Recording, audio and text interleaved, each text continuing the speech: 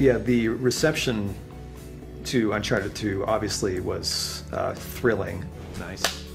It's so hard when you're so close to a game that you've slaved away on for months and months and months that, you know, all you're going to see initially are the faults. So, you know, when the review stores started coming in, we're like, wow, really? Really? Wow, they didn't notice that thing? Oh, wow, okay, great, awesome. Like getting like so many Game of the Years and like just all those perfect scores and whatever, just so much praise for one game. How many times did it happen in your life? If you're very, very lucky. But at the same time, there was also that, oh shit, people's expectations are going to be through the roof for the sequel. Guess we better get started.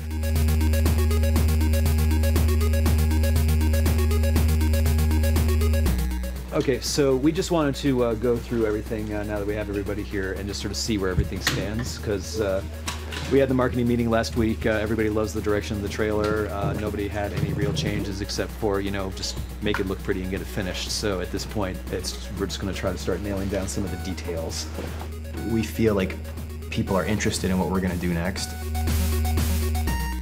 And so we wanted to make a piece that sort of suggested, like, this is where the game is going.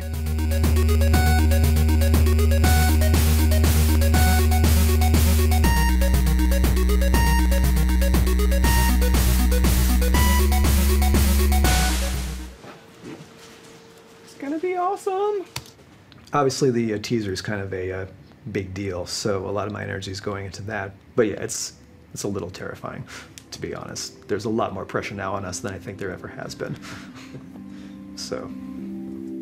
Making Uncharted 3, there's a ton of pressure. It's a crushing amount of pressure, to be honest. And some of it's self-imposed and some of it's just naturally imposed by the circumstances. When you know that you've got a big fan base out there that's like waiting for any scrap of information and can't wait for the next game, I'll tell you, there's something to be said for just being under the radar and, you know, being kind of the dark horse that nobody's heard about yet.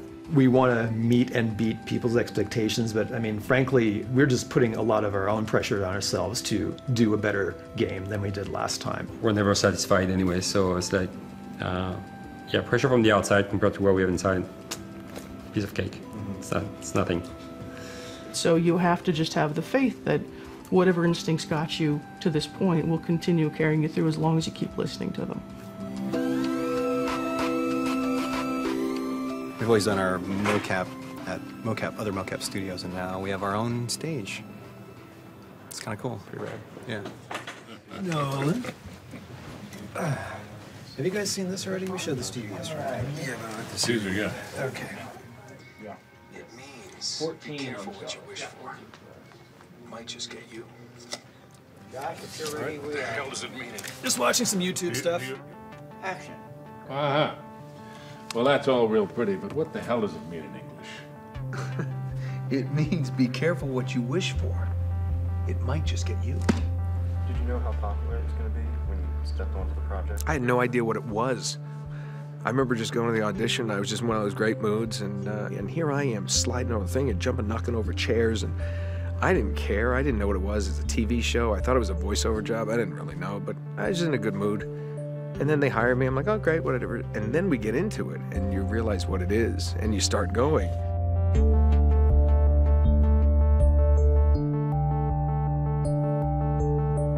And then it's like, and then you realize, and then you're having so much fun. That was in perfect timing. And I was given so much freedom. It was one of the first times in my career that I was given the freedom to really contribute and help create this character from my own personality. We're all kids in the sandbox, having a good time, playing. Yeah. And that's why, you know, the old name of, the old title of actors was players. And that's what we're supposed to do. We're supposed to play like this is real.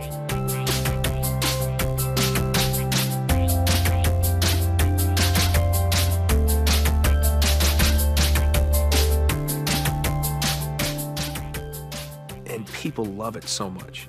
And they're like, I mean, greatest game I've ever played. You know, it's incredibly flattering. And like I said, it's the best job I've ever had in 15 years in this business. Television, film, doesn't matter. There's nothing better than this.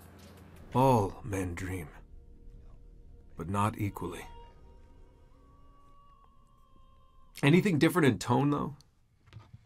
Was that getting a little crusty, It's a crusty? little too dreamy, I think. All men dream.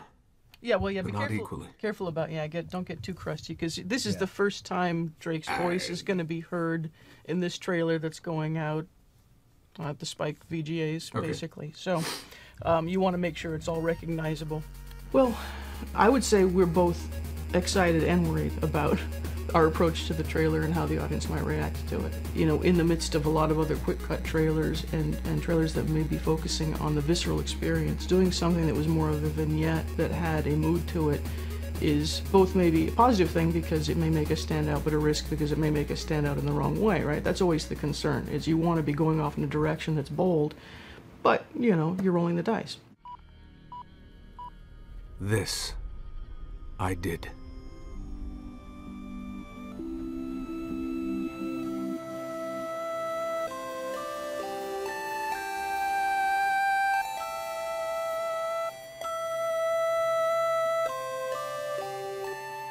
It's interesting because it's so yeah, Uncharted 2, big success, awesome, but we never made Uncharted 2 just for that. That was not what's driving us. Just I really hope like the fact we got so much success it didn't change us, and we're still true to ourselves. I want to just keep making games with passion and just coming to work every day and just make the game that we want to play, and that's pretty much it. What comes after that, we'll see. We'll see.